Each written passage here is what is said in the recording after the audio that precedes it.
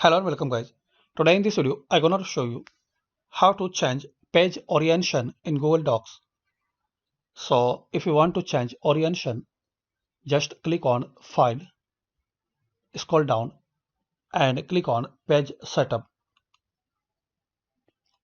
Here is the option Portrait and Landscape. So if you want to your page as landscape, so just check this box, round, and if you want to set this setting as default, so click on Set as Default, and after that click on OK.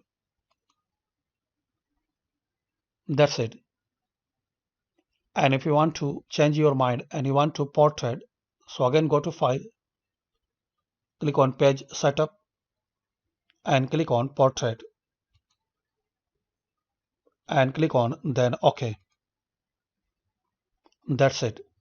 So friends, by this easy and simple method we can change page orientation in Google Doc. Hopefully you like this video. Thanks for watching this video.